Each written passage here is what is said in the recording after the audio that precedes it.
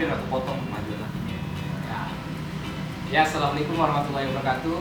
Hari ini ketemu lagi sama Abang Rahmat Siap. dari Skriplau. Ya. Kali ini kita mau ngobrol-ngobrol sedikit apakah terkait Banyak boleh. Tenang aja.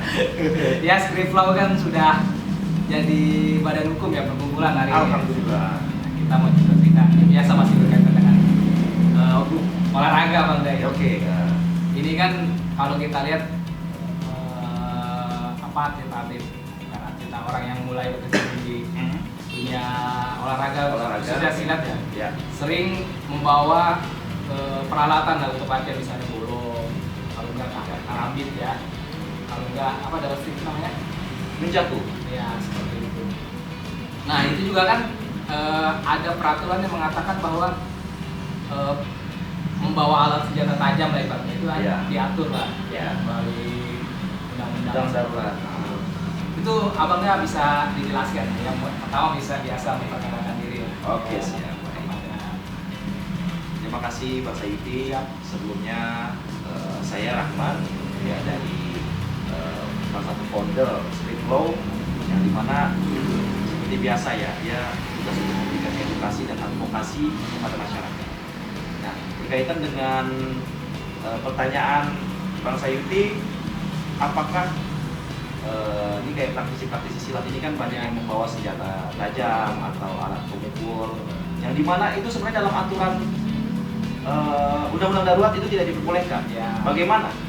Nah, sebenarnya kan standar IPSI, kebetulan saya juga di praktisi silat juga, dan makanya saya juga tertarik yang nantinya insya Allah akan dibuat buku ya, nanti tinggal nunggu kapan launchingnya. Ya. Nah, sebenarnya di dalam standar IPSI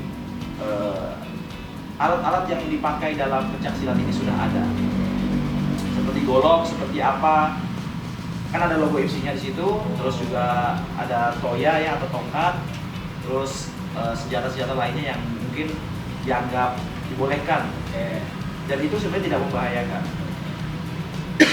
Tapi mungkin ada alat-alat, jadi gini, silat itu ada dua, prestasi dan tradisi. Prestasi ini kan yang mungkin kita temukan di perlombaan, di event-event turnamen, dan itu kan sifatnya kan sudah resmi.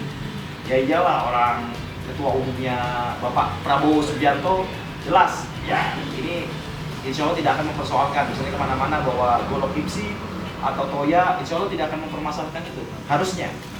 Nah, mungkin yang jadi permasalahan kalau tadi kan ada prestasi ya, ada namanya tradisi. Tradisi itu orang yang murni belajar jurus-jurus di perguruan. Nah, misalnya silat Betawi atau ada silat Minang yang menggunakan kerambit, ya. Terkadang mereka ada juga koleksi-koleksi yang beneran tajam, iya. Misalnya kan golok dibawa kemana-mana. Gitu. Nah, yang menjadi catatan dan menjadi atensi, biasanya kan kadang buat seorang jawara membawa golok di sampingnya, ya. Mungkin buat self defense ya, atau membela diri. Nah, itu apakah bertentangan dengan undang-undang atau tidak? Jawabannya, secara konteksnya untuk pengamanan diri itu tidak diperbolehkan. Ya, ini bukan saya pro terhadap kejahatan atau apa. Tapi kalau misalnya itu dibolehkan, berarti nanti semua orang bawa dengan alasan pengamanan diri atau self defense. Nah, kalau dia membawa senjata tajam yang subuhan, golok, celurit dengan alasan pengamanan diri, itu tidak diperbolehkan dan bertentangan dengan undang-undang darurat. Ya, dan ancaman pidananya bisa sampai maksimal 10 tahun. Ya, cukup tinggi memang. Itu baru membawa, belum menggunakan. Nah, ketika konteksnya dalam pembegalan atau dalam pembelaan diri, memang ada pasal disebut pembelaan diri dalam KHP, kalau nggak salah pasal 49. Tapi kan itu nanti harus memenuhi unsur-unsurnya. Kalau misalnya tidak memenuhi dan ternyata lawannya tewas, bisa disebut dengan pembunuhan berencana. Kenapa berencana? Tidak ada skema. Bukan tidak skema, tapi dia sudah mempersiapkan.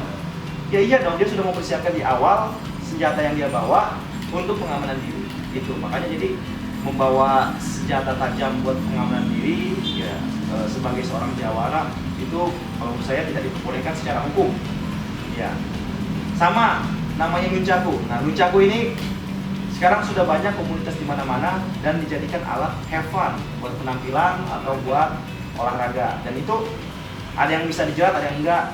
Tapi selama dia bisa membuktikan bahwa dia memiliki nunchaku itu dengan itikat baik kan buat olahraga atau buat penampilan, insya Allah harusnya nggak kena. Kalau misalnya buat pembelaan diri, salah juga.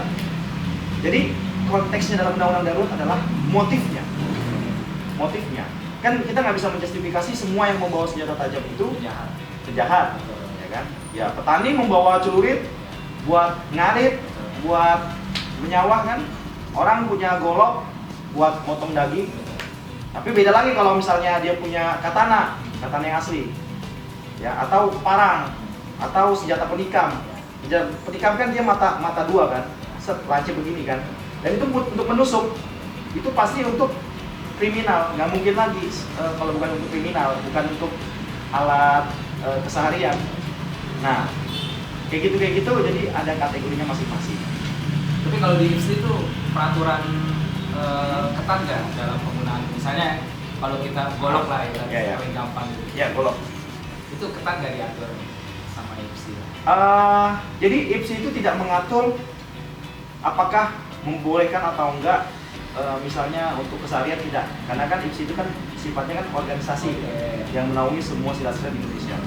Sifatnya hanya mengatur bahwa hanya golok-golok atau senjata tertentu yang dikategorikan oleh IPSI dianggap resmi dan diperbolehkan dalam pertandingan. Gitu. Selain itu ya tidak diperbolehkan. Itu aja. Jadi konteksnya seperti itu. Kita harus melihat motifnya. Motifnya untuk apa? Kalau untuk barang pusaka dia punya celurit nih atau punya kerambit, tapi di rumah nggak dibawa kemana-mana, sah-sah saja, ya kan? Tapi kalau dia ternyata bawa kemana-mana, kalau baru beli kan, ya bisa ditunjukkan dengan bukti struk atau nanti dengan yang lain. Itu secara teknis lah seperti itu. Motifnya. Abang Da, ini kan Skriplau ada kegiatan. Ya, ada kegiatan. Apa ada kegiatan? Oke, dekat-dekat ini memang kebetulan kita ada kegiatan yang namanya webinar pelatihan bagaimana mengatasi penyelesaian utang piutang. Tapi ini kita ranahnya bukan utang piutang dalam perusahaan. Kalau perusahaan kan nanti ya seperti nanti melibatkan kurator dan sebagainya, kan itu hanya orang-orang tertentu yang terlibat. Tapi kita konteksnya adalah utang piutang dalam bentuk permasalahan kesehari-hari, ya kan? Kayak bank keliling, terus kayak utang piutang perorangan. Seperti apa sih konsekuensinya? Cara penagihnya seperti apa sih? Terus konsekuensi hukumnya seperti apa? Apakah kita boleh mengambil barang semaunya, atau kita boleh ngancam-ngancam demi untuk mendapatkan uangnya? Nah itu kan tidak sembarangan.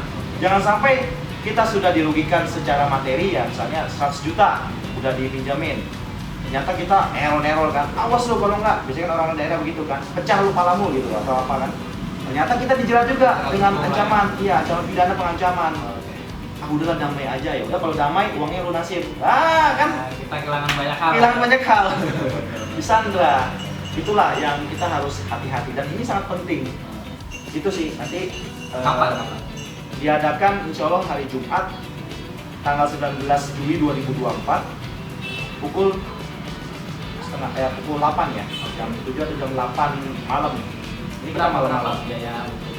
Untuk biayanya, saya kira untuk mahasiswa 25.000, untuk umum itu 30.000. Ini sangat relatif murah. Nanti di situ kita belajar draft-draft ini ya, perjanjian utang piutang, ya kan?